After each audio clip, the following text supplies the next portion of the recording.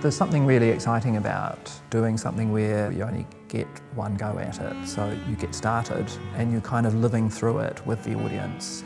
So there's a sort of adrenaline thing and an excitement from that, but a real satisfaction from getting most of it right maybe, and also the sense that you have the audience with you and that the music somehow is getting across in a way that interests or excites them. And you do get a sense of that when you're playing. You're kind of trying to stay in control, if you like, but there are also times when you get a real sense of kind of being drawn into the piece yourself while you're playing, so that, you know, the hair might stand up on the back of your neck or something, because something about the harmonies and things just really, you really feel it when you're playing. My name's Robert Ibel. I'm a cellist based in Wellington. I'm a member of the cello section of the New Zealand Symphony Orchestra, but I really enjoy playing chamber music on the side, and that's one of the great things about my job, is the freedom to do the kind of thing that Douglas and I are doing on this tour. And my name's Douglas Muse, and I'm a freelance musician, and I like to play historic instruments, you know, old pianos, harpsichords, organs. I've been a cellist since I was 10, so for more than 40 years. I started learning at Saturday morning music classes in Palmy North. I actually wanted to play the clarinet, but I was told I was going to play the cello. Well, you asked about this piano, and yes, it's very interesting. I found it in Haitaitai, in the garage, in bits, and it was a friend of mine, a piano restorer, that alerted me to it. And he said, "Oh, look, you should buy this. You know, it's only a couple $100. I bought it, saved it from becoming a cocktail cabinet. And it's interesting, it's made in 1843. It was in the Shetland Islands, certainly by the 1870s, in the house of Robert Tate, who was a well-known person in Wellington. So Robert Tate and his family moved to Wellington in the 1870s. So in fact, it's the Robert Tate of Tateville, which is top of Arrow Valley. And I live at the bottom of Arrow Valley, so it hasn't come very far. The cello I'm using on this tour I've had for a few years now. I don't know anything about it longer ago than 1940, and it was in that year that a Czech Jewish refugee came to New Zealand. She settled in Wellington, bringing the cello with her, and I think pretty soon became an important part of the musical scene in New Zealand. She gave recitals, broadcasts. She joined the then National Orchestra, which became the New Zealand Symphony Orchestra. When it first started, she was their leader, and she became a prominent teacher as well in New Zealand. Later in her life, she passed the cello on to a student of hers, a woman called Judy Hyatt. Judy became my teacher. I was with her for 7 years, I think, and Judy, towards the end of her life, passed the cello on to me, so I have that now. We don't know exactly where it was made. It's probably either German or Italian, definitely 18th century, so it's been around a long time, even longer than Douglas's piano, and I'm really pleased to be its guardian.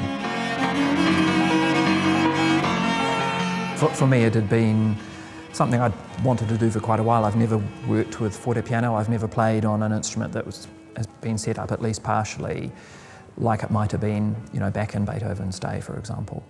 Playing in a small ensemble has some particular challenges, but a lot of new pleasures as well, I think. With keyboard, for example, it's a fixed pitch you have to work to. And also the timbres, the tone quality of the two instruments is very different, so it's very interesting to kind of work out how the two go together.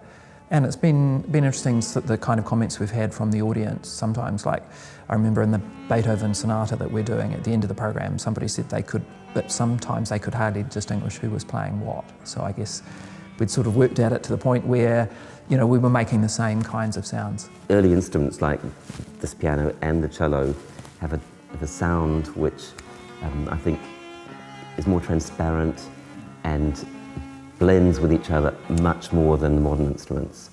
And it has a huge effect on how the music comes across. A lot of the time in duet repertoire with cello and piano, on modern piano, it's the cellist that can really struggle to be heard, because modern piano, it's a large instrument with a very big sound, and the cello, often playing in lower registers, it has difficulty projecting, being heard. And so a lot of cellists, they resort to asking the pianist to put the lid right down or down low on the piano, which is not that great, I think, for the piano because it changes the sound. But with this, the balance is kind of sorted straight away. The piano has exactly the right kind of sound and volume to match with the cellos. For us to play in a smallish venue, whether it's a room in a house or a small theatre or a funeral parlour or whatever, it does help to create the atmosphere of chamber music, and your audience, should really feel part of it, I think. Tonight's our 19th show on the tour, so we've already done 18 concerts. I think it's been a luxury in a way to play a program this many times. Quite often as a classical musician, and it's sort of the way you're trained almost, is to play a program and then just move on to the next one. And so to explore the music in depth like we're doing, I think has been great. I think we deliberately wanted to create a sense of involvement from the audience, and it's not just been playing in a small space and having candlelight, but also talking to the audience, telling them about us, about the instruments, about the music during the show, having the chance to talk to them before the show, at the interval and afterwards.